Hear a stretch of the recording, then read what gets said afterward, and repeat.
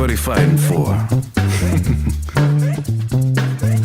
Why can't people help people? That's the question. Oh my God, it's people helping people!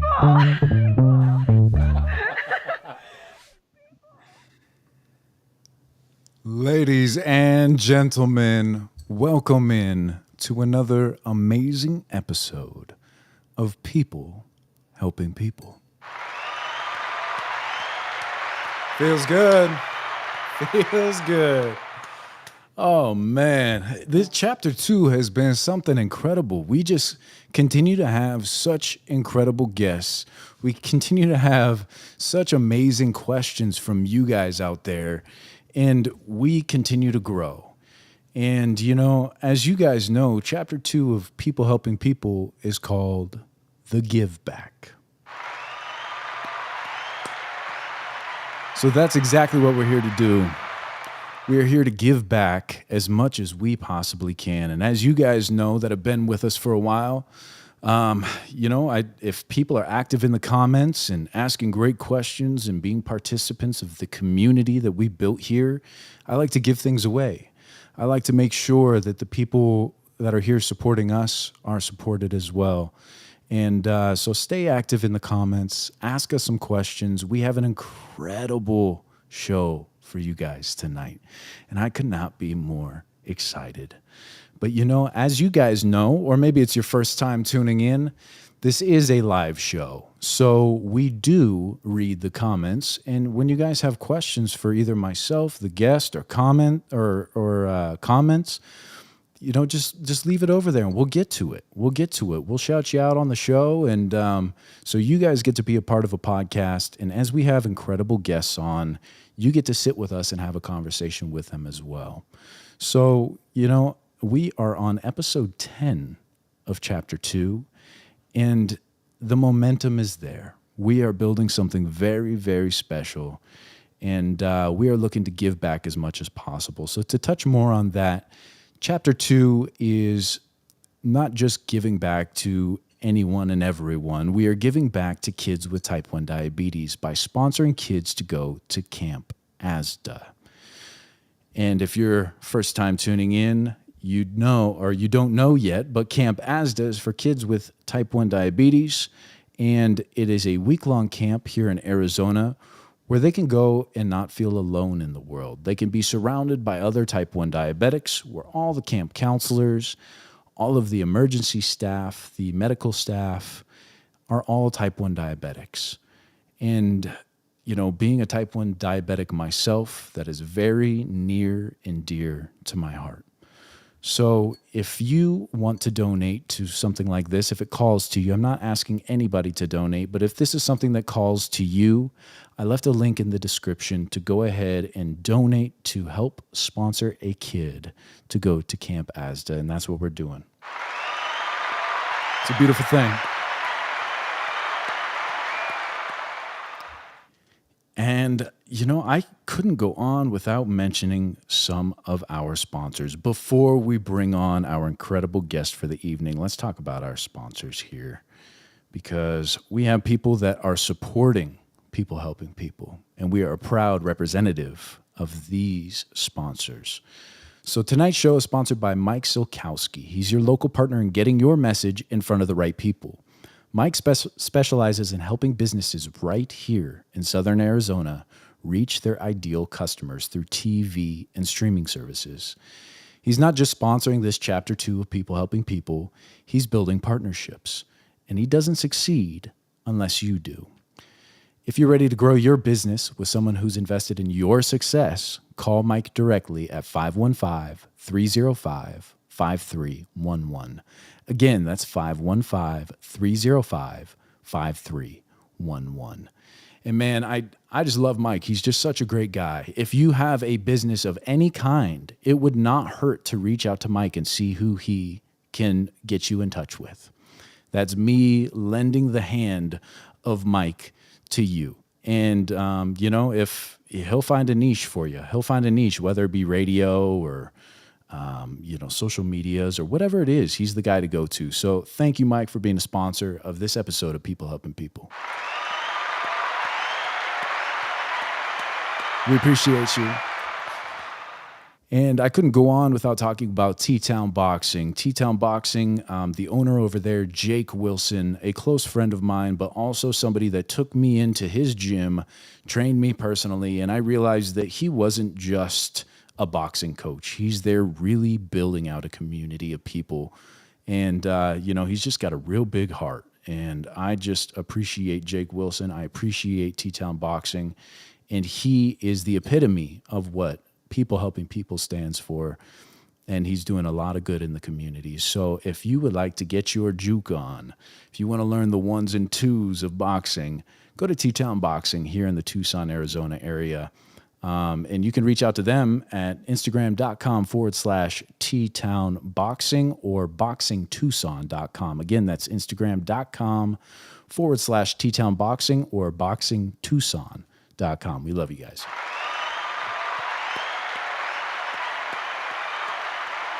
Man, I see you guys in the comments. I see you guys out there. We're going crazy. I love it.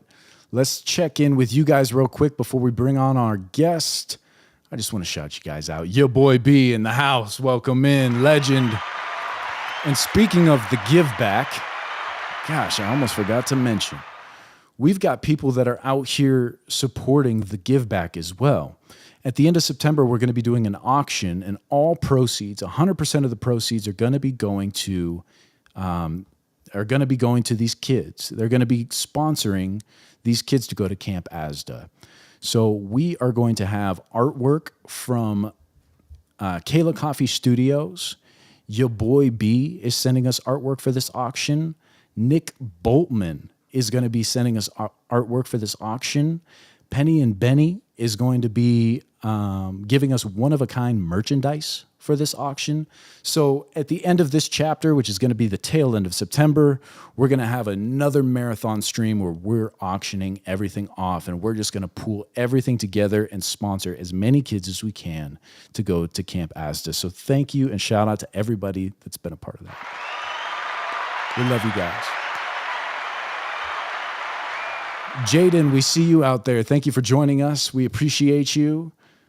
Welcome in. Rizzle Music, Uplift State of Mind. And I'm going to be on his podcast on Wednesday, and he's going to be on my podcast on Wednesday too. So you guys go subscribe to Uplift State of Mind. We love you, brother. Thank you for joining us. Let's see who else we got in here. Rich Legend. Hello. Welcome in.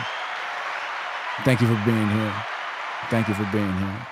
All right, ladies and gentlemen, without further ado, drum roll, please. We have an incredible show for you guys, and I am just so blessed to be able to sit down and talk with people that I just am truly inspired by artists, musicians, business owners. And this man in particular, he is an artist. He is not just an artist, but he is somebody who advocates for mental health, and he advocates for helping the community with art. And he just has his hands in a lot of different things that I thought were super inspiring. And I know you guys are going to as well. So I am very excited to announce, ladies and gentlemen, today we have on the one and only Michael Carini. Welcome in, Michael. Thank you.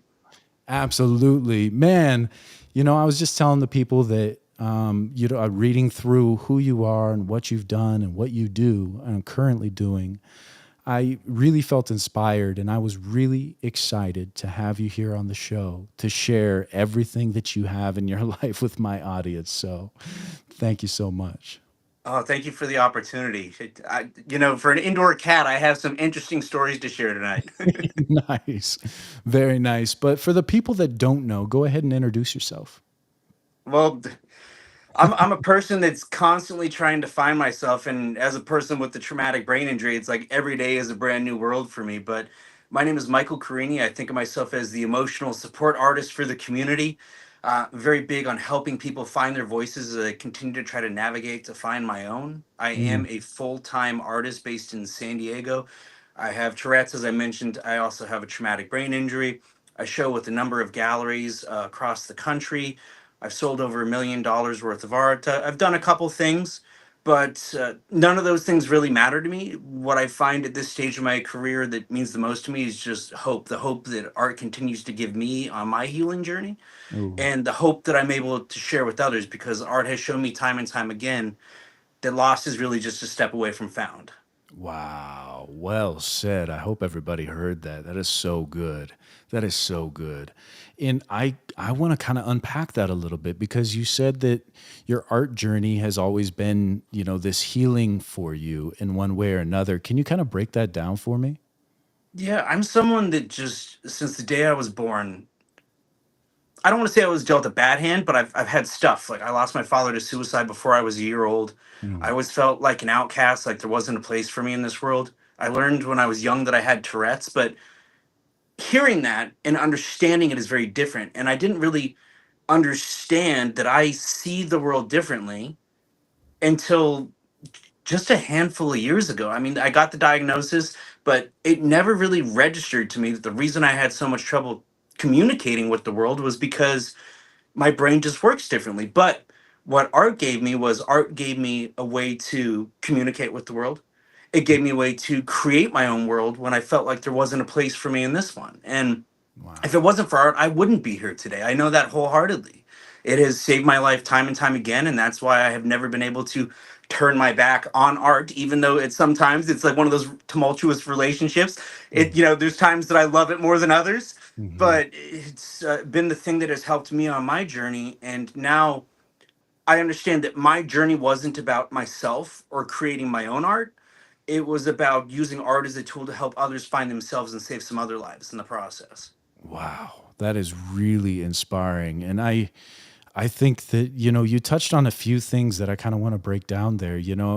At a very young age, you lost your father, and I want to give you your condolences on that. I'm sorry to hear that. And, that's so traumatic as a kid. I just can't even fathom having that experience. And then on top of that, were you diagnosed with Tourette's at a young age, or is that something that you found out later in life? When I was 8, yeah, I was Yeah. diagnosed, and I was actually really lucky that a lot of my physical symptoms went away for middle school and high school, a time that I definitely would have been picked on.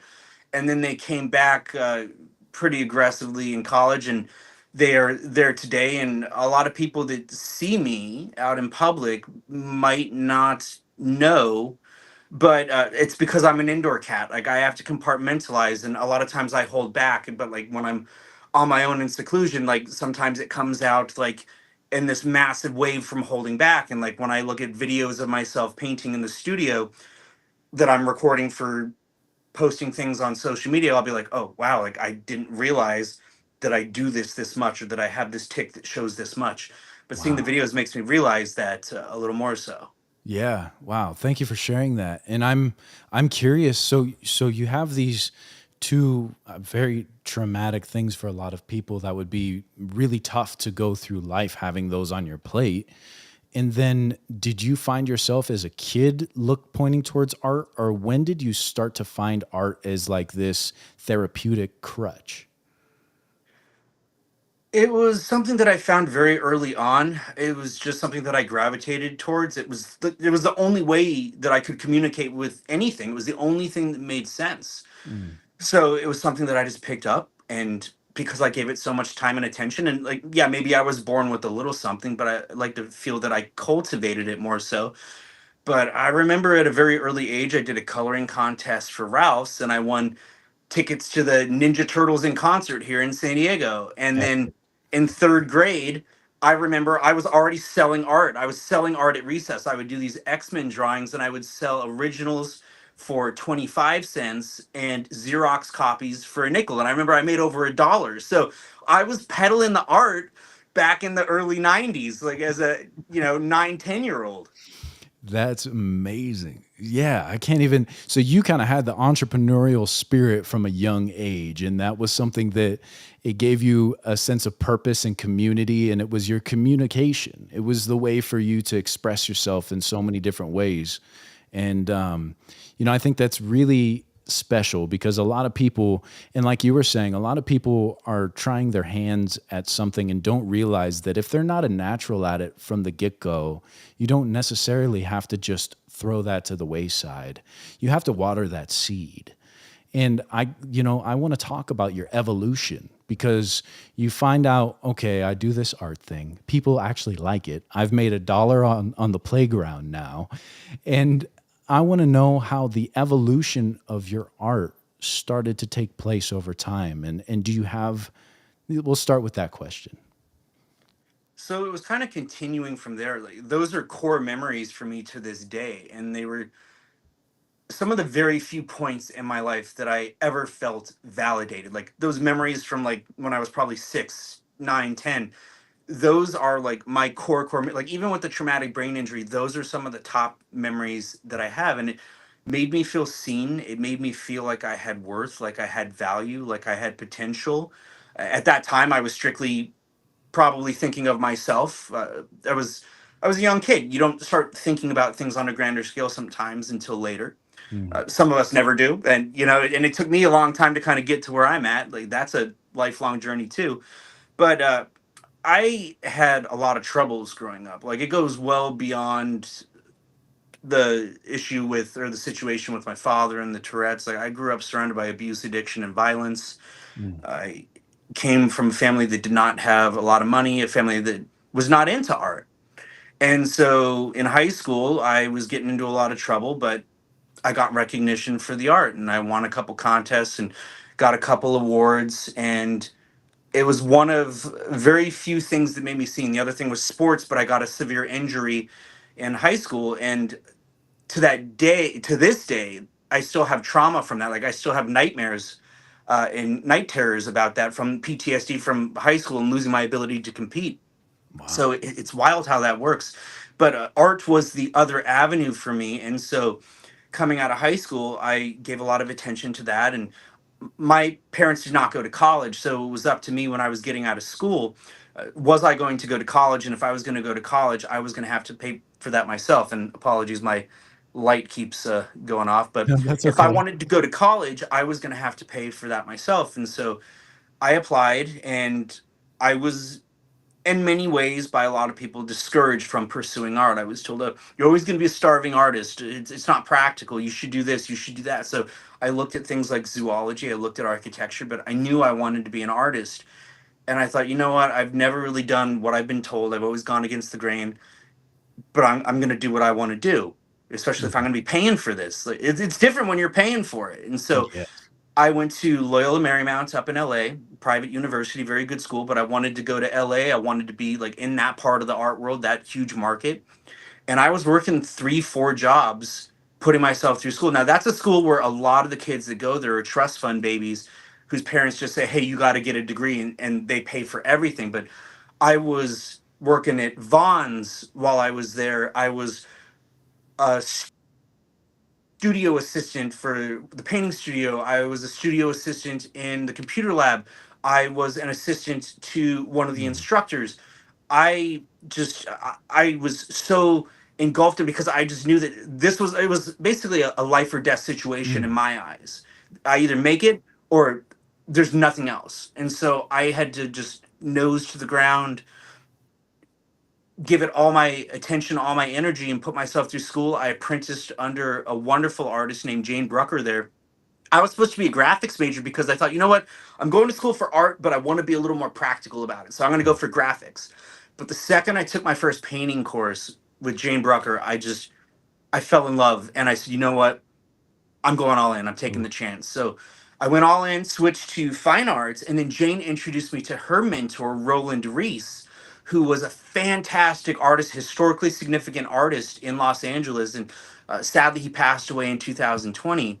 But I would visit Roland in the brewery complex and lofts every weekend, and I would go help him work on his pieces for galleries and museums. And I saw what an artist could be, and the support he gave me just made me think, you know what, Uh, maybe I could be something someday, because I always saw myself as nothing or less than nothing Mm. oftentimes. And I had another instructor that I absolutely love named Carm Good. And Carm was the creator of the iconic characters of Oh Otter wow. Pops. And I learned from Carm, like, this is another one of those things that stuck with me. Carm taught me that art and illustration is using whatever you need to use and doing whatever it takes to get the job done. And so that helped me realize that, hey, I may be an artist that doesn't quite fit in, but I have Mm. tools and I can find a way to get the job done. And so I have just been nonstop since the time that I committed. And fast forward to today, I'm still doing it many years later. And there's a lot of stuff that happened in between, but I want to give you time to Yeah. kind of circle back and cover the things Yeah, that you no, want to that's talk about. incredible. And I think that, you know, I'm curious if you think it takes, because it sounds to me like this unwavering, almost 100% certainty that this is what you were going to do and you're going to do it by any means necessary. And I'm curious, you know, because you talked about you had this traumatic brain injury. Do you want to break that down for us and talk about what it I don't want to spark anything, but I'm curious as to what had happened there and then how that affected you moving forward and maybe how you utilized art to mitigate some of the ramifications from that. Yeah, so actually, it's a series of things. So I had a concussion when I was younger from skateboarding. But in 2009, I had an assault and battery that put me in the hospital with multiple facial fractures, severe eye trauma, and a concussion. And I think that that kind of opened up the dam. But I wasn't really, kind of like with the Tourette's, I wasn't really aware of the impact that actually had and why I felt different after Mm. that incident. But in 2023, I was driving home from the gym and there's a merge on the freeway. And a lot of times it comes to a stop. And I've taken this road for 17 years because I lived in the same place for 17 years. And I was stopped on the freeway because of traffic. And the person behind me didn't slow down. And I got hit at about 65 miles an Oh. hour from behind. And so that was concussion number 3. And I have just not felt the same since that one. So I think that, like, the first one kind of left a little crack in the dam. The second concussion kind of opened it up, but I still wasn't really aware of what was going on. And then with the third one, it's like there's just certain things that I'm not able to do that I was able Mhm. to do before. But despite that, I went back into the studio the following week and I was making work and I made a piece called Crash Into Me, and I actually had broken taillight and put that in the painting and put in like colors from like the ambulance, and it's got some blacklight qualities that kind of reflect like the flashing lights of the ambulance.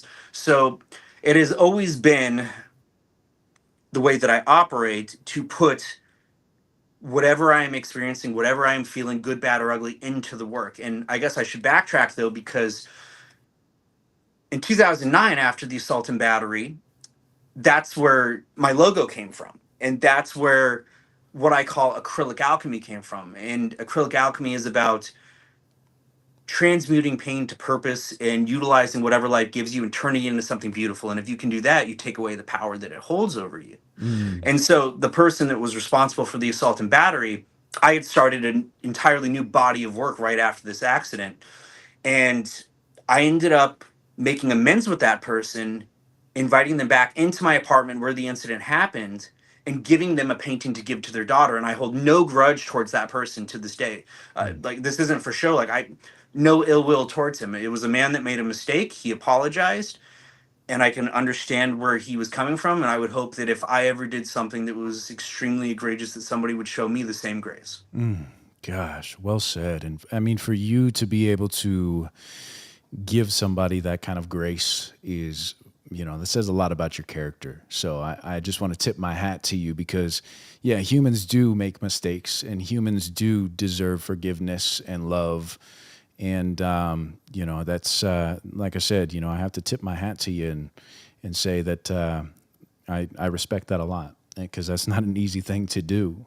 But, you know, I feel as though as an artist, you're going through all of these things and you're expressing via your paintings. So there's a lot of emotion behind your paintings.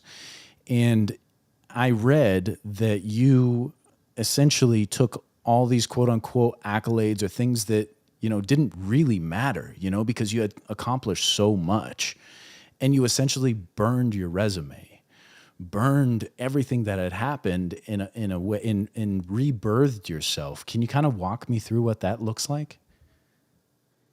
Yeah, so I know, like as an artist, I'm not gonna lie. Like, yeah, I would like to be seen. I would like to be recognized. It's nice to be seen. It's nice to connect. But I realize, and this is a battle that I'm still fighting, is that oftentimes we're chasing ghosts. We're chasing illusions of success with social media and everything, Mm. and with inflated resumes and CVs as artists. And mine was at the point that it was like, I don't know, like 10 pages long, like at 6-point font. And there was a lot of stuff on there, and like that's great, but I want to spend my time creating, and I don't want to talk about the things that I've done before. I want to talk about what I'm doing right now, Mm. because what I've done in the past is in the past and it doesn't matter.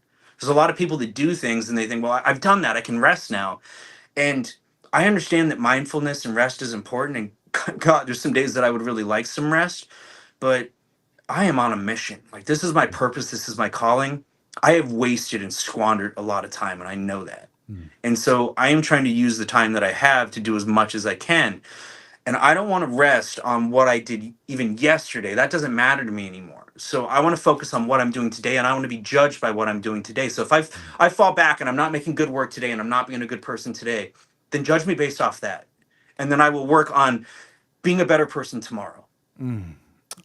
Gosh, so well said. So well said. And I think that hyperfixation of the thoughts of when you do have a day that may not be up to your own standards can be very daunting. That can be painful, and that can bleed into the next day.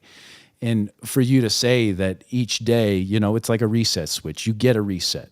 You absolutely do. And not all days are perfect. But for you to be able to say that, a new day is exactly just that. It's a new page of the book.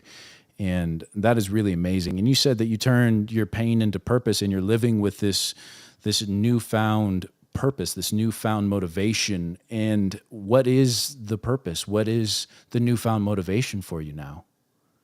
The purpose is to save the lives of people like me out there. That, I Mm. mean, there's still days that I think about. There's a lot of days that I still want to give up. There's days that I think about leaving this world, Mm. and I put that in the art, and I'm honest about it. But I stay because I know there's somebody else out there like me that needs somebody to fight for them. Mm. And my dad chose to leave, and maybe he left so that I would not leave, so that I would fight for people and stay. Mm. Yeah. Yeah, you have a reason to be here, and for you to put that on the forefront and be open about it and have the communication, I think it's just so important that people that do have those thoughts. And I think that, anybody that's watching or is just amongst life with us has felt those feelings at one time or another. And to have people that, for one, are successful in what they do and have drive, say something about it, that you are capable of being successful in whatever it is that you do by watering those seeds, but also realizing that we're all human at the end of the day, and all of us are broken in one way or another. And bringing that realism of being a human being, and knowing that it's not always going to be perfect. I mean, it's such a strong message, and I'm glad that you're here doing that and advocating for the people, because it is really incredible. And I'd like to talk about your art because it's the expression of that. I'd like to talk about where you started as far as like your style of art, and how that has evolved over time, because I feel like art with emotion, and you're saying, as you're watching yourself, you're filming yourself, you're seeing these ticks from your Tourette's that maybe you didn't even know were happening, because you're passionate about what you're doing, and there's a lot of emotion involved in the way that you paint. So can you break down, like, maybe when you first started taking art seriously, and then how that has evolved over time? When I was a kid, I would paint from pure emotion, and I would create whatever I wanted to. And as a kid, we like to create comic book fantasy stuff. And so I would do a lot of that. but my work was always very emotional. I mean, from a young age, like extremely vulnerable. Like I remember being in high school and we had to do self portraits, and my self portrait was crying. Mm. And so I've just been always like so transparent with everything because I felt like art, like if you can't be honest in art, where can you be honest? Yeah. So I always put that in the art. But when it was time to go to art school, I was very big on the fundamentals. I was very big on learning what the masters do. And so I copied the masters and I took all the art courses and I tried to learn all the skills so that I could put them in my toolbox. And then once I learned all those skills, like Picasso said, learn the rules like a pro so that you can break them, or paraphrasing, but essentially that. But I learned all the things so that I knew how to do things and I had the technical abilities. And when I came out of college, I was very much known for, I was known as the dog guy. So people that see my work today, they would be like, what? But I was known as the dog guy because I painted these German shepherds on abstract color grids, like hyper realistic German shepherds. Like you look at them and you think it was a photo. Wow. And I did them on these abstract color grids, and people were like, oh, like you're the dog guy, you're the dog guy. But the paintings were never about the dog. The paintings were about the shepherd losing their way and feeling lost and isolated. And also, to get a little Freudian and psychological here, my parents told me that I was on my own when it came to college. But when I left to go to college, they got a purebred German Shepherd, a very expensive dog. And so I had almost felt like I was replaced. So it was a way for me to kind of address those feelings of being replaced while also reflecting upon how I see the potential in me to maybe be a leader for some, Mm. but just feeling like I'm in a world that just is not for me. And I won a lot of awards for that. In the student show, I won some scholarships. I was selected to be the one student on what was called the figure drawing selection committee, where I was on this committee with the instructors, the only student, and I would sit in the interviews for an incoming professor, and I got to help choose one of the incoming professors as a student. And the best part about that for me was that they would bring me to these fancy dinners where they would interview these potential candidates because I was poor. Like I had no money. I had to rely on a friend's meal card, or sometimes I didn't eat. And so to go to these fancy dinners, it was just kind of cool. But I learned all this stuff in school. And then once I left school, I experimented a lot. I explored, I took chances, I took risks. I broke the rules. And so I developed a signature style, and I have a signature brushstroke for those that know my work, or when you look at my work, you'll see it. And my brushstroke came essentially from me embracing my Tourette's, Oh, embracing all that I am. So if you look at my work, I'm not better than anybody, but I feel like if you recognize my work, if you look at my work, you say, okay, now 10 years from now, you look at a bunch of other work, you're scrolling one day, you come across one of my paintings, you will know that it's my work wow. from that brushstroke. Mm. And it's a matter of me feeling for the energy with my Tourette's. And sometimes I can make a release, but sometimes I can't. But it has this flow to it that some people say it looks like it's almost done by a machine, but it's not. It's done by hand. And some people that watch the videos on social media, because people love to judge on social media, will be like, why do you do these ghost strokes for attention? Mm. It's not for attention. I have neurological disability. Yeah. And that just, I finally learned to embrace, and I did a reel the other day about this. I finally embraced the thing that I was once ashamed of, the thing Yeah. that I tried to hide from the world, because I got tired of hiding from the world. Because you know what? There's a lot of people out there that, why would I want to impress those people? What, I see people, everybody's human, everybody makes mistakes. There's a lot of judgmental people out there. Why do I care about the criticisms of people that I might not even respect? Mm. I'd rather just be honest, be true to myself, be who I am. If people love me, if people hate me, it doesn't matter. I, I always say, I'm not even the hero of my own story, but I am fighting so hard not to be the villain. Oof. I'm a person that, of ups and downs. I am not a good person, but I am trying not to be a bad person. Mm. I'm just a person. I love that. Gosh, I got to give you one of these. Oh, man. You know, you said so many things there that I want to unpack and break down, but I think something that rings so true with me personally is not being ashamed of who I am and utilizing that to be in service of others. And through this platform, through people helping people, I've been able to do that. Being vulnerable about, at 28 years old, I was diagnosed with type 1 diabetes and Crohn's disease. And I'm very open about that. I advocate for anybody to show their strength and show their weaknesses in those moments, and just allow people to know that it's okay to be vulnerable. It's okay to open up, and it's okay to not be okay. And all of those things, like for you to utilize your Tourette's in what was once something that was debilitating, and I'm sure that you wanted to keep in, and utilizing that to create and inspire is truly amazing. I just want to give you your flowers there. And we got a bunch of people jumping in. I know that we have a ton of artists out there that are watching right now. So I want to thank everybody for stepping into the chat here. Let's see. Your boy B says, natural born entrepreneur with some clapping hands. Kenny Johnson, we see you out there. What up? Welcome in. Kenny Johnson says to you, thank you for the vulnerability. Absolutely. Absolutely. Thank you for that. Your boy B, he's a fellow artist. He's an incredible artist. And he says, what keeps you motivated to keep going and keep creating? I think that feeling of being so down that I feel a lot, especially lately with the art market and everything going on. I have wanted to give up. And I feel like, you know what? Life has pushed me at times to the point of giving up. And I just feel like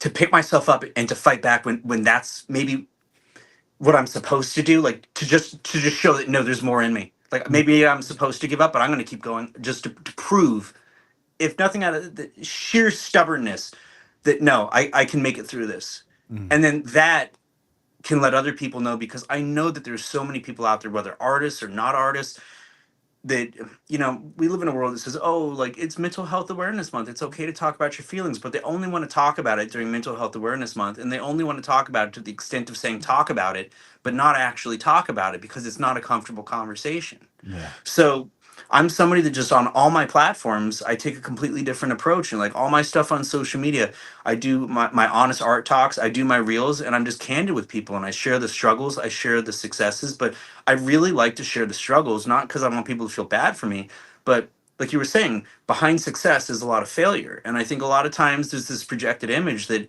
oh, these people are successful on social media, so I'm just not good enough because I'm not making it.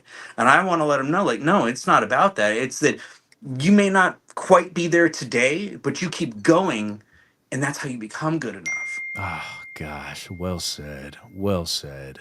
And your boy B, he felt exactly the same. He says that comment, hero versus villain, gave me goosebumps. Hit home, and I never thought of it like that. Thank you. Thank you for that comment, your boy B, and great question as well. Kenny Johnson says, utilizing disability is beautiful. And yeah, I mean, the thing is, like, everybody has something, everybody has something that's going on in their life, whether it be traumatic experiences or some type of ailment. And I don't even like to look at these things as ailments. Like, you can utilize these for something amazing. And I think, Michael, you're a beautiful example of that, of just taking exactly the cards that life dealt you and utilizing it to create something. And it's not always going to be an uplifting, incredible story. Sometimes it's sad. Sometimes it's hard to look at, but that's the reality of what art is, embodies and embraces, is like that pain out to the world, and people relate, and they can not feel alone. They can feel as though there's somebody else that is there feeling the same things. And gosh, it really is beautiful. Victoria Ward says so much. Victoria Ward, welcome in. She said it's so much easier to give up than it is to push back against the pain and struggles and tend to that garden. And it may take forever, but the rewards are on their way. Oof. Well said. Yeah, and as long as you're breathing, there's always hope. And that's why I tell myself, like, it is dark, but you know what? When I make it to the other side, I can show people how dark it was, but that you can make it to the other side. Yeah, absolutely. Absolutely. And, I want to ask too, because there are so many artists in the chat right now. When you're first starting to take art serious as a business, Do you have some good framework for people, like a good blueprint or structure to utilize for them to get a step ahead? Well, the truth is that it's a matter of just taking chances, not giving up. And it's about finding your way. It's not about finding the way. And a lot of people are looking for the way. And I think that that's what they run into. You have to find what works for you. Mm. So I have the things that I do that work for me or work ish for me. And I share those things with everybody candidly. So we can dive into that. But my way is not going to be your way, and it shouldn't be your way. Your way should be your way. And a lot of times we look for that shortcut or that answer of what is the secret, but the secret is to take the chances to experiment and to find yourself. And it takes a long time to do that. It's a commitment. And I had to give up on my backup plan because I knew if I had a backup plan when things got tough, you always have something to fall back on. But Um, when I got rid of the parachute, people think that a parachute will prevent you from falling. But what the parachute did for me was it prevented me from flying. ooh, And I had to get rid of that parachute so that I could really see what my potential was. Because there are going to be days ahead of me. I have days all the time that it's like, oh, geez, I don't know if I'm going to make it. And if you have that option B, it is so easy to go to that option B and to seek that comfort. gosh, you are talking right to my soul right now. And I appreciate that so much because I have a car rental agency that I'm doing, and there's no passion and love behind that besides I love building things. I enjoy business. I enjoy the process of putting things together and watching them flourish, or eating crow for an entire 24 hours and realizing that I can sleep it off, wake up, and tomorrow's a new day. But those failures and those things, it feels as though it's a 1 foot in and 1 foot out type of situation, like you were just talking about. That feels like the parachute for me, and I know deep down what people helping people is all about, what this platform is all about, and what it is capable of doing for the world. And I'm finding my voice. I'm becoming a better interviewer. I'm doing my best to bring on people like yourself that have so many inspiring stories and wisdom and inspiration to share with the world. And I thank you for sharing that. I needed to hear that. So you are teaching me, and you're allowing me to look inward and see the things that I could do better. So I really appreciate that. Thank you. Yeah, absolutely. Kenny Johnson out here says, I think there's a hidden stigma in mental health that other people can grow from. Yeah, absolutely. And so this is kind of an interesting story. So my father took his life before I was a year old, but I was told that he died in a car crash. And it wasn't until I was 28 and dealing with a lot of really serious stuff that I was reconnected with that side of the family. And that's when I learned that that's how my father had passed, that he had Mhm. taken his own life. So I had grown up having all these feelings and all these struggles and never knew that about my father. So when I learned about that in 2012, I spent the next 5 years working on this project. My father never left a note. So I painted the suicide note that my father never left. Ooh. And I made 49 pieces, meditative pieces, different from anything I would normally do, like a rainbow. And I said to myself, I want to debut this in the spring of me being 33. I went to a Catholic school, so Jesus died when he was 33. I wanted to debut it in the spring of me being 33, and I didn't have a venue, but I did the work, trusting the process. Nobody really knew I was even doing the project. And I did all these journal entries. Like I like to do, I'm a writer too. So I do a lot of writing, very transparent with the writing. And I ended up getting an opportunity like right in time to debut this project with the Expressive Arts Institute, who focuses on art therapy. Mm. And so I debuted the project there with the 49 pieces around it, the journal entries printed and on the floor. And you can actually find on my blog pictures of this, and you can actually read the entire note that I wrote. And the note was, in a lot of ways, it was my own suicide note too. And in many ways, a piece of me did die with the note, but a piece of me died so that another piece could live. And that was a way of me letting go of that. And funny story, I now work in that same hallway teaching paint and sip classes a couple nights a week. So it's interesting, the journey of life and how life brings you back, because just a couple months ago I was in a dark place because of the struggles of the art market, and I was thinking, geez, this is the end. I can't go back to that corporate life. I won't. And so I managed to find an opportunity that allowed me to share my passion and to go on stage and share these stories with other people. So when I teach my paint and sip classes, I go up and I talk about mindfulness and I talk about mental health, and I tell them that I'm their emotional support artist, and I try to give them a little bit of therapy while they, maybe sip on the wine or listen to the music and we have a class. So I try to help people find healing even if they're never going to paint again. So life works in interesting ways. It really does, yeah. And I think that that's amazing that you're doing that for others, and you're bringing people together in the way that you are. You're utilizing your art in so many different ways to not only help yourself but advocate for others to do the same. And you're being open and transparent about the full ecosystem of what you've built out for yourself mentally, physically, and business wise as well. And I want to talk about, like, for the mental health aspect of things, if you have some advice for the people, if people are in that unwavering space, that headspace that might feel as though they can't get out of, are there things that you utilize to change your mindset moving forward, or what words of advice would you have for people that are having those thoughts? It's not about flipping a switch. It's about taking action. And what I mean by that is putting it in the art. Mm. Now, a lot of people, when they're in that depressive state, and I've been there myself, so I completely understand, they'll say, well, I have creative block, or I don't feel like creating. And that's okay. It's okay to take a break if you need to take a break.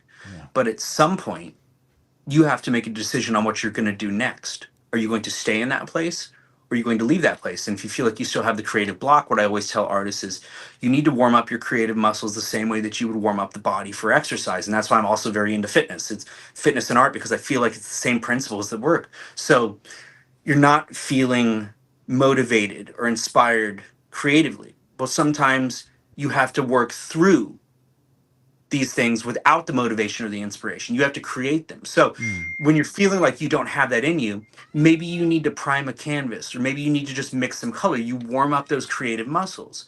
And then what you do is you gradually start to, as you get warmer, you put that in the art. You may make something that looks aesthetically like a disaster. But I always tell people that if you're honest in your art, if you're honest in your storytelling, that there's beauty there, no matter how it looks aesthetically. And maybe what you're doing is you're pulling that out of you so that the next time you go to create, you have the other thing. And that's Mm. why when I have people come take my classes, I tell them, hey, you feel good right now, put those good feelings in the art. But if you're having a day, a week, a month, a year, a life, put those negative feelings in your painting, and I'll throw it away for you. And you can walk out of here and you can leave those feelings here. Oh, I love that. Gosh, man. Yeah, I think that's so important with anybody that has an outlet to realize that you can either journal that or paint that or whatever it may be. And I'm sorry for the notifications, but to geez Louise, yeah, they're coming through like crazy. But yeah, to be able to just move on, to be able to throw that away and say okay, and get that breath of fresh air, and realize that you can pull yourself out of it by getting it out in one way or another. And I'm sorry to do this, but ladies and gentlemen, I got to take a little break here. We'll say about 3 minutes. I'm going to run the countdown. I'll be right back with you, Michael. Okay, give me just a minute, guys.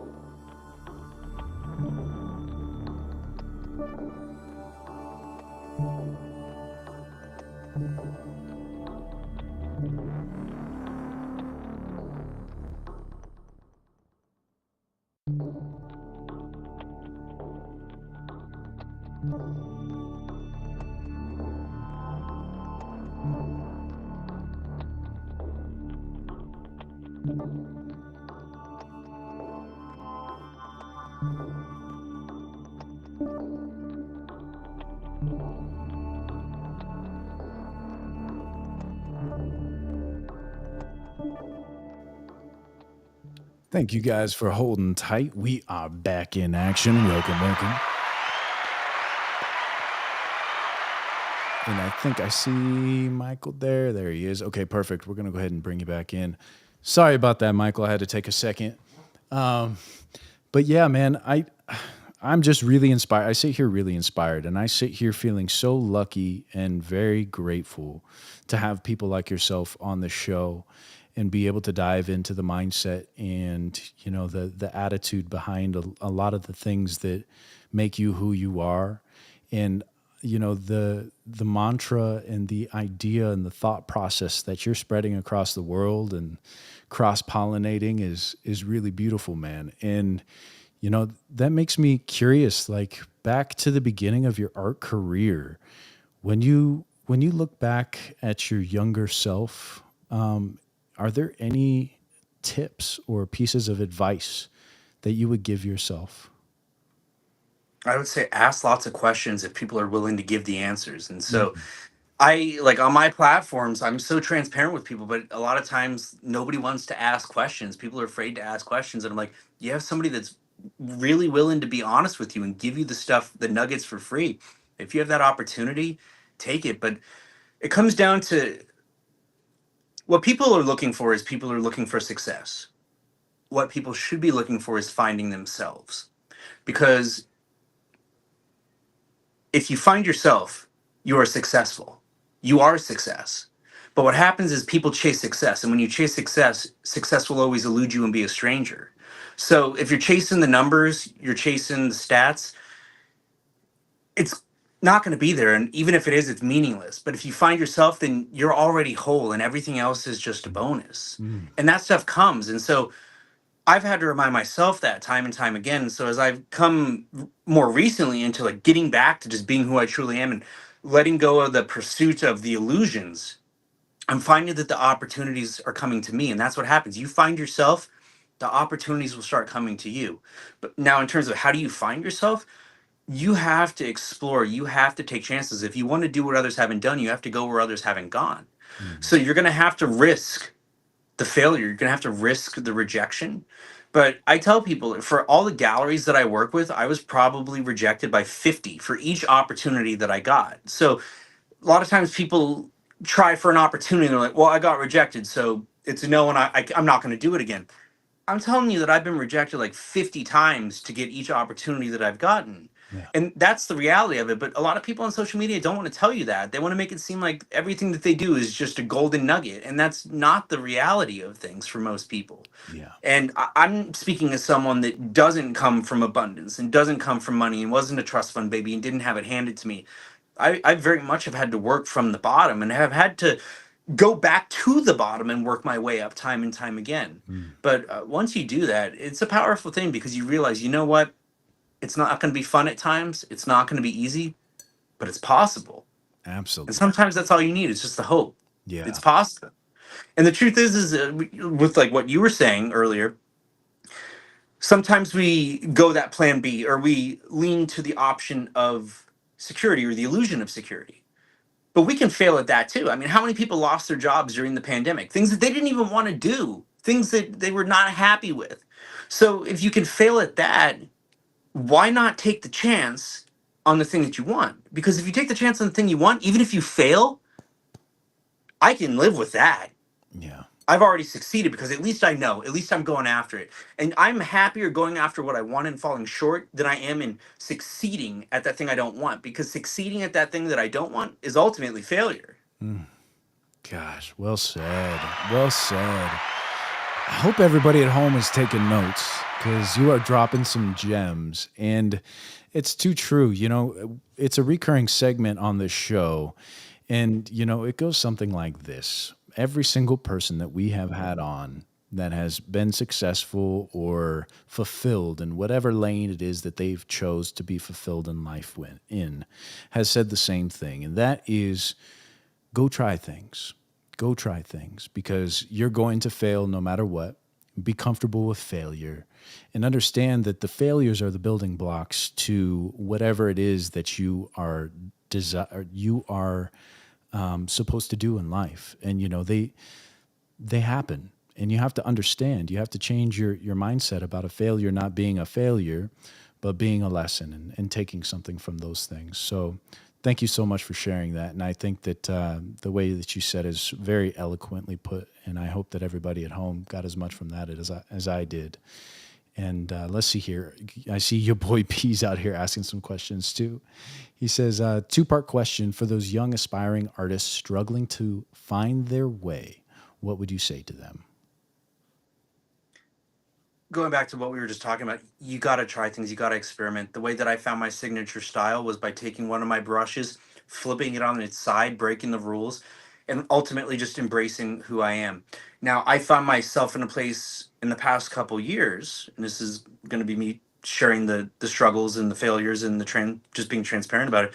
Past couple years, I feel like I've spent way too much time trying to focus on what's commercial and what galleries would respond to. And I feel like in the process of doing so that I sacrificed the thing that made my work truly special.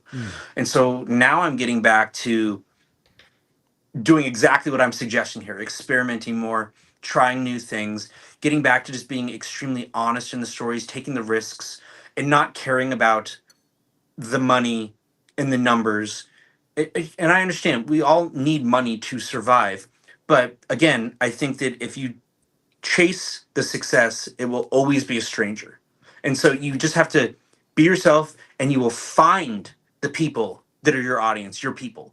And I know as a neurodivergent artist, my work does not typically fit the commercial vibe. It's not the super corporate stuff in most cases. And you know what? That's the best thing about it.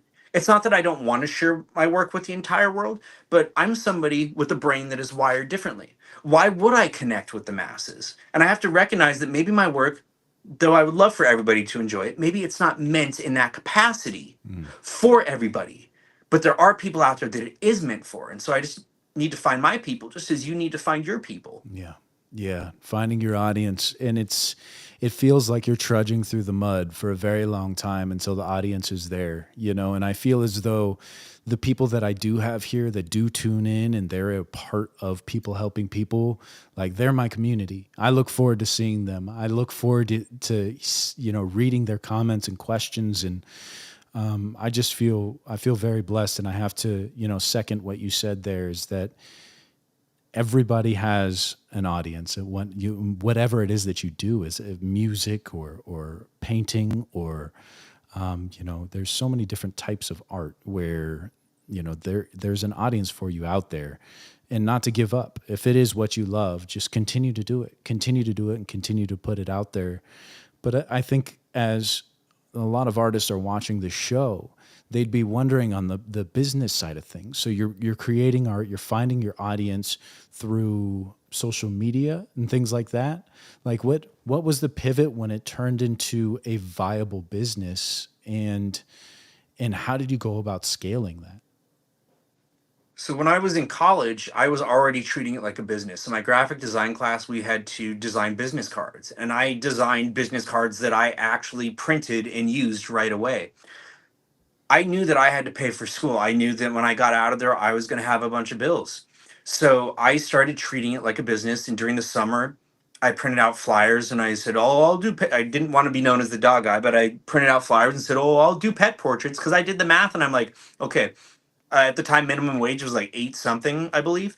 And I was like, well, I could work at Vaughn's and I'd have to work this many hours, or I could get one commission doing a dog portrait and I could make more money than that. Plus, maybe I get paid cash. So I looked at it as a business almost out of necessity. But I also want to say right now that you don't have to look at art as a business. And sometimes looking at a business could be the thing that kills it for you. And so, in order to be a more successful business, I've almost had to stop looking at it like a business and go back to what I was just saying a second ago, being true to myself and just letting it blossom from there and let the business and the opportunities come in from there. But I have very diligently for year upon year, month after month, week after week, day after day, done the social media thing on all platforms. Consistency, even when I didn't want to do it. I wake up, I do the social media thing. I put my art before anything. So my level of commitment is the other reason that I know that I can make it, because I know that there are a lot of people that are sadly going to give up and people that aren't going to put in the time and the effort that I am. So I know that if I am willing to work long, commercially viable work, that I can create opportunities for myself just through my diligence. So it's just been every day I wake up and it's a baby step. What can I do for business today? What can I do for business today? Yeah. Messaged you last week. Hey, maybe here's somebody that wants to talk to me. If he doesn't want to talk to me, maybe there's somebody that does want to talk to me. So it's like you're planting the seeds, but you don't just water that one seed. You continue to plant new seeds and look for new opportunities. And what also happens is a lot of times when we have a little bit of success, we start to get complacent. We start to feel like, oh, I'm successful. And I've had that problem before where I was successful to the point that I thought, oh, I'm something special, and I let the ego get to me. And life humbled me. And I've learned since then that you need to be constantly planting seeds for the opportunities tomorrow, because some of those wells will dry up. So you always need to be trying new things and looking to tomorrow while trying to be present in the today at the same time. Yeah, I'm really happy that you said that because there, with any business that I've ever started, created, failed, learned, all of these things, I've always said that with hard work comes luck. That creates luck. And no matter what, as long as you're putting yourself in positions to be able to at least see opportunities, because if you're sitting on the couch not doing anything, those opportunities are not going to land in your lap. But for example, when I owned my production company, I've got the most amount of clients just by walking around town with a camera around my neck. And that was putting myself out there. And I would go into the businesses and I would talk with them and be like, hey, maybe I could shoot you a little 30-second video or whatever. And that was me putting myself out there. And that goes for any type of business that you want to start at all.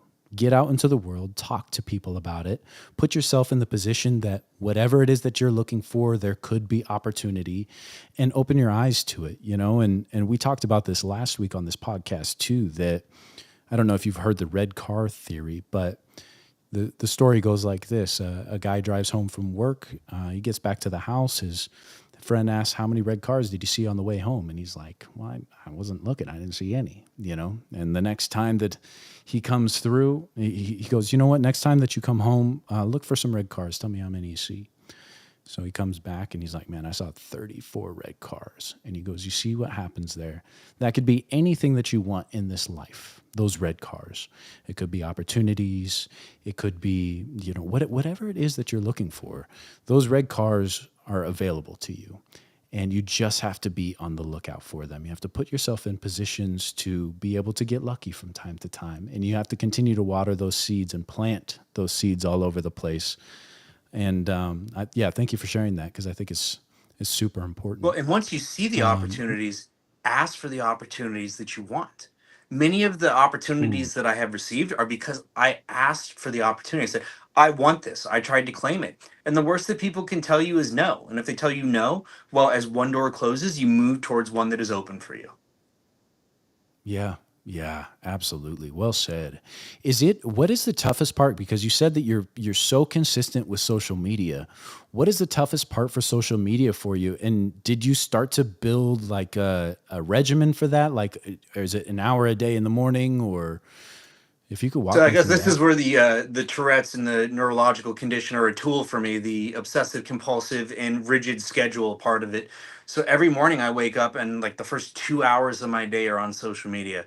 I'm posting on Yeah. Facebook, Instagram, Threads. I'm doing stories. I'm posting on LinkedIn. I'm posting on Nextdoor.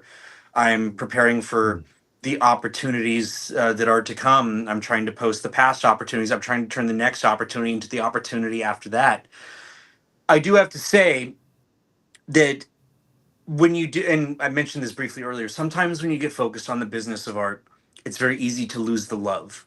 So you have to be mindful of, are you trying to do art because you love doing art, or are you trying to make it a business, or you're trying to have it be something in between? There are a lot of days that I would really, really like to scale back on the social media and be more present in the art. So I'm guilty of that. Like, even with all the things that I do, I am not as present in the art as I would like to be. And I'm trying to get back to that. Mm. And that may mean me having to adopt a post and go strategy where I post and leave it alone and don't really respond to comments. And I hate to neglect the community. I hate that Yeah. idea because I appreciate the people that support me. But I also understand that the people that support me will support my focus on my mental health. And that is me putting the energy in the work so that I can help more people. And I think I help more people by making more work and making the best work possible than I do by being present on social media sometimes.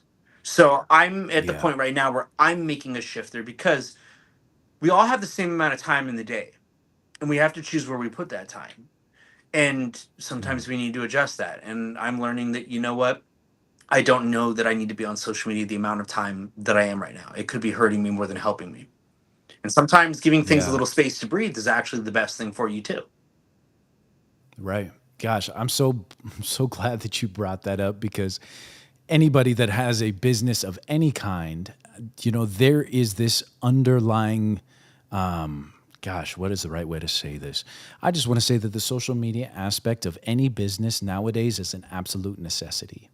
In the balance between doing what you love or the business and the social media side of things. I mean, I'm struggling with that. I know quite a few other artists that struggle with that, but I feel as though once you get to a point where you have cracked the code of social media, you get to a point where you have your loyal followers. I think that you can make that a public thing. Like, listen, I need to step back from this for a moment and create Yeah. art. The real ones will hang out. They'll be there. Maybe you can repost some old stuff or whatever just to keep people entertained. But at the same time, like you said, just being aware, like, okay, this is out of balance. I need to take a step back and focus more on the reason why I'm here in the first place. I think is really important because with every business I've ever done, there is that imbalance. And if I'm constantly posting on social media, it's hard to feel like you're reaping benefits from that. I mean, you're just seeing numbers on a screen or comments or whatever, but there's no real love or interaction, or you just quick little dopamine hits. And I think that you can really get lost in the sauce Yes. there in feeling that your business is successful because of these numbers going up, when in reality, you just need to get focused on the thing that you fell in love with to begin Well, and with. you hit it on the head too. You said your real people will stay with you, and that is true. Sometimes you may lose people, but those people weren't meant to stay, and that creates space for those that want to be there. So that's something that I've had Mm. to address because I don't know about some of you out there, but Instagram, for example, has been a platform where recently, despite my effort to provide quality support, my numbers have been dropping like daily. Like, I lose like almost 10 followers a day. And we live, like you said, the dopamine hit. We start to question our values sometimes because we're like, oh my God, like, am I less valuable? Am I doing something wrong? Am I no longer good at what I do because I'm going back? Not only am I not gaining, but I'm going backwards. And too many of us are equating our value to our performance on social media when there's so many factors involved in social media. And Mm. it's hard to disconnect from that. Like, social media has become a drug that, yes, it has benefits, but it also makes a lot of people very, very sick. Yeah, absolutely. Absolutely. Yeah. So just staying in tune with that balance is super important. And I think that I mean, having your boots on the ground and going hard in that in the beginning, if that is something that you want, if you want to create that, like we just did 30 live shows in 30 days here. That was to build a foundation. And I'm so grateful that I did. But it was also like this for me, the passion of having interaction with human beings and learning from them. Luckily, this is a live show. So the social media aspect of it is already here. It's built into me having a conversation.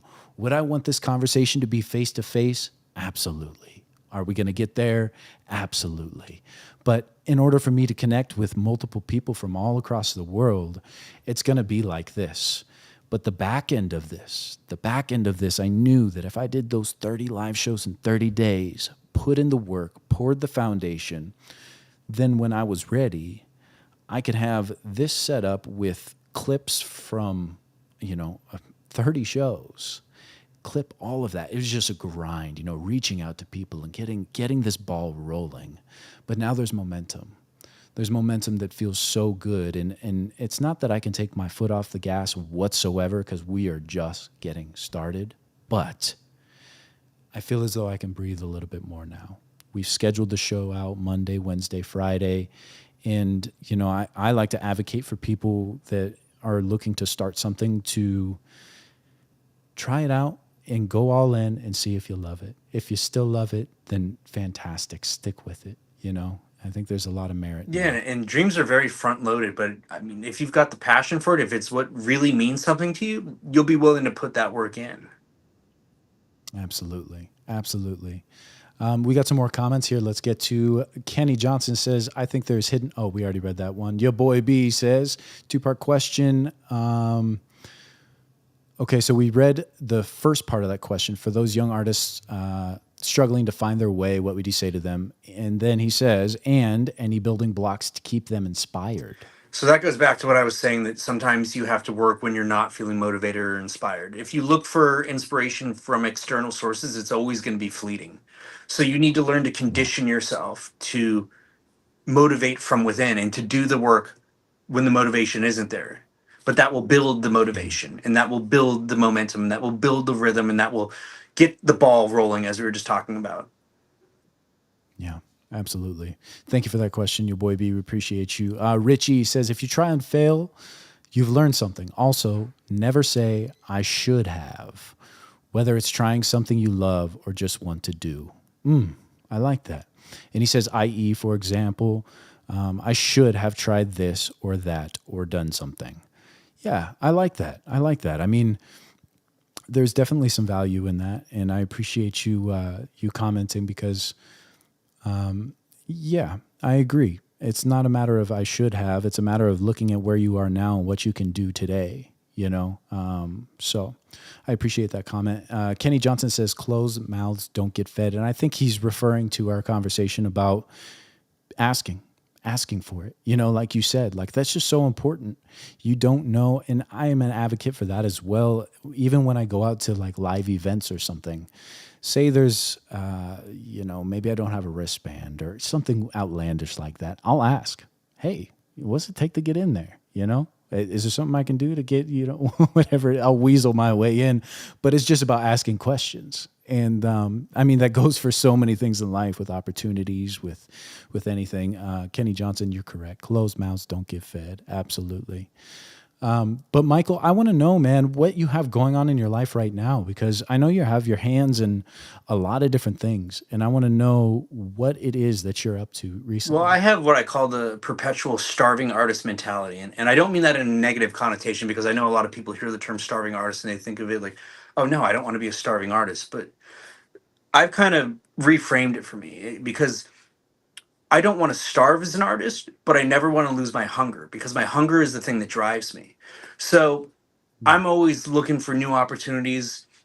I've got the stuff going on in the galleries. I'm planting different seeds, but I'm really kind of getting back to just a boots on the ground type of approach, doing things close to the chest, because I Yeah. recognize that I essentially am my brand. And I think for too long, I've been hoping that someone would come in and rescue me, help me out with some things. There was a time where I was talking to the corporate of one of the largest companies in the world, and we were talking about a licensing deal for over 500 locations worldwide. And it was going to be like my stuff on bags and makeup and all these things. And it was going to be six-figure royalties. And the contract we got all the way to the point of like being right at a contract, and contract never got signed. So I kept Mm. thinking that somebody was going to come in and create the opportunity for me or give me the opportunity. And now I just tell myself, you know what, I just need to keep doing the work, and what comes, whatever that may be. But as long as I'm able to keep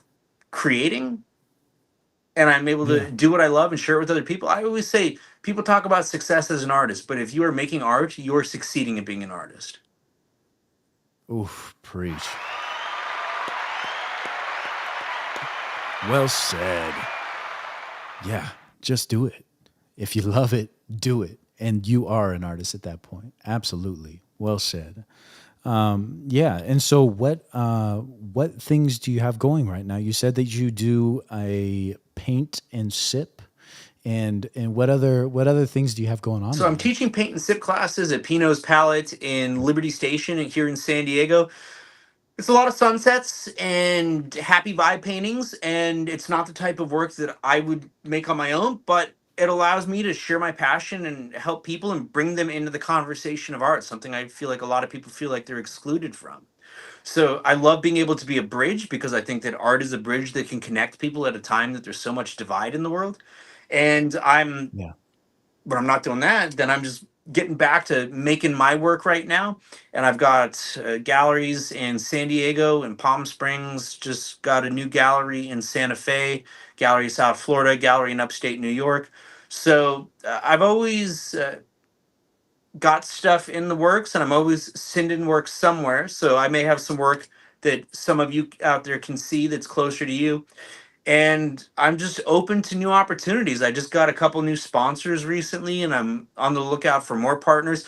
I just agreed to start my own artist support column in Painting World magazine. So Oh, people, I'm cool. going to call it Ask Acrylic Alchemy, and people will be able to send in questions, and I will pick a question for each issue and very candidly and transparently answer it.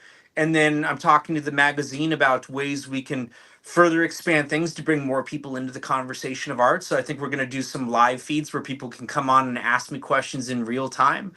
I've been doing the artist support thing for a long time, but I've never really been able to line up the pieces. I feel like I've had all the pieces, but I haven't been able to line them up. But this is another reason why you just keep putting in the work, because you may have all the pieces that you need. They may just not have lined up yet. And that's the situation for me Mm. where they're starting to finally line up. And it's making me realize that all the work that I was doing all this time, even though there were days that I thought, is this worth it? That it was worth it. Ah, it's finally coming to fruition multiple times over, it sounds like. And sometimes it takes the whole foundation crumbling to rebuild and be like, you know what, this foundation is much better Sometimes this that's the time. best thing that can And happen for you. yeah, yeah, yeah. It's hard to see and feel in the Oh, in the yeah, it moment, is. but absolutely. Yeah. Well, man, I am in awe of this conversation. I am in awe of you. I sit here as a fan, and I am just so grateful to have you on the show, and so grateful to have sat here, and I feel inspired. I feel excited. I feel ready to go. And you shared so much wisdom and so much inspiration and so much knowledge with me and our people here today. I really appreciate Oh, you, thank you. Michael. Thank you for the opportunity. Absolutely, man. And you know what? Before we go, let's tell the people where they can reach you. So my link tree is Michael Carini, but you can go to cariniarts.com. That's my site that has a lot of my artist support stuff on there. I am Carini Arts on Facebook. I am Acrylic Alchemy on Instagram. I am on Threads. I am on YouTube. I'm on pretty much everything. So whatever your favorite platform is, I tried to make it so that I'm there. So whatever your platform of choice is, you can find me there. And I do my best to offer support for other artists and to be super candid and transparent about it. I want to help people on this journey because I know how rough it's been for me, and I know not everybody has the resources to navigate it. So if I can lighten the burden Mm. for others on this journey, then that makes it worthwhile for me. I love that, man. Well, how can people help you? How can my people help people? What can we do to support you? There's a number of ways that you can support artists. I always say that artists, we feed your soul, so don't forget to feed us. And there's a number of ways that you can feed us artists. One, you can buy our work. We love that. That totally makes our day. But I understand these days not everybody has a big budget. So I've got things like shirts, hoodies, I got stickers. People can make little tiny donations on my shop. I teach my classes. You can subscribe to my pages. Uh, you could share my work and tell people about me. Maybe there's another podcast out there, or there's a magazine, or you know somebody. Then you say, hey, Michael's art would look really great in your office, or there's this artist you should really talk to because he focuses on mental health and he'd be good for your business to do this. So I partner with people in a lot of different areas because there's always a way to tie art into stuff. And I like to talk about a lot of things people don't like to talk about. And I'm willing to get up and say the things that need to be said. So I feel like there's always opportunities out there. So, hey, whatever you guys can do for me, I appreciate it. And it's not for me, it gives me the opportunity to give more. So that's why I look at it. Like, sometimes I feel bad about even selling my art or saying like, hey, like I need to survive as an artist. But it's not so that I could live some fancy life. It's so that I can open up the doors for others. I love that, man. I love that. Well said. And, if anybody wants to support, as he said, there's quite a few different ways that you can go about supporting him. And if there's opportunities that you think that he would fit the mold for, reach out to him. And, again, I just want to thank you for being here with us today. Thank you for sharing your stories. And I would love to have you back on, and welcome to the People Helping People family. We Oh, appreciate thank you. you. And somebody said, do I do online classes? I am trying to work on like some coaching blocks. And honestly, I really don't like the term coaching, just like I don't like the term influencer. Like, I'm not an influencer. I have some numbers, but like I'm not an influencer. I'm just a guy sharing stories. And I don't like the term coaching, but like I do, like, I guess, offer some coaching and some support. So there are the options on my site for coaching sessions. And if it's not within your budget, like, message me. I try to make it work for people. So it's not about the money. It's just about continuing to do what I love. But yeah, I mean, when I can put food on my table, it definitely makes me feel a little bit better. So, Absolutely. Absolutely. Thank you for that question, your boy B. We appreciate you. He also asked you to do oh lectures. yeah, I'm always open to doing lectures. So if anybody ever wants me to do one online or in person.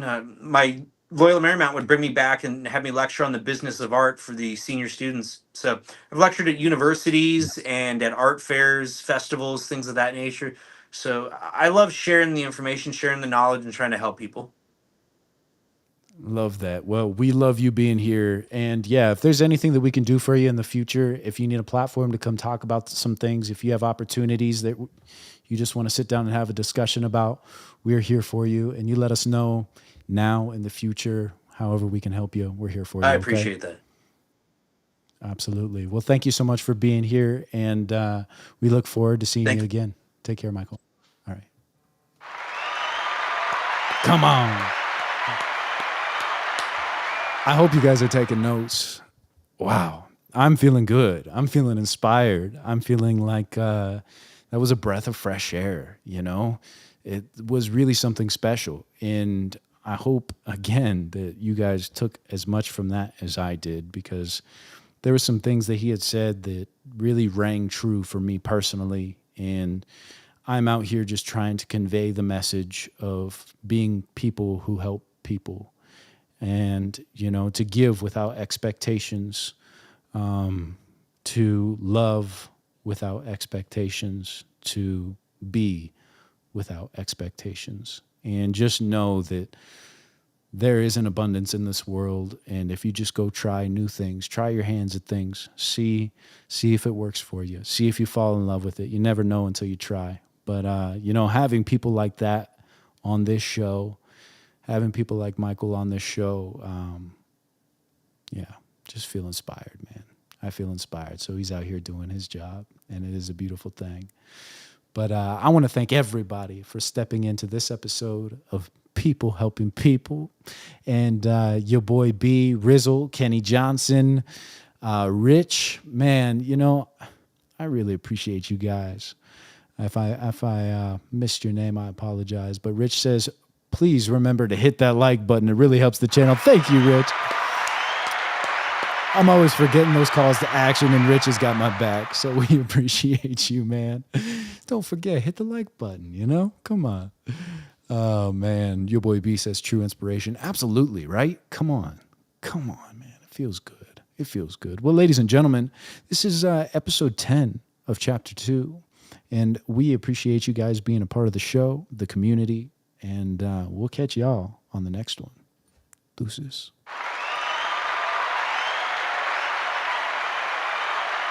Yeah.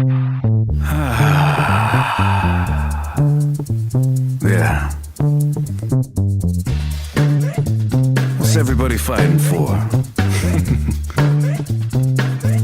Why can't people help people? That's the question.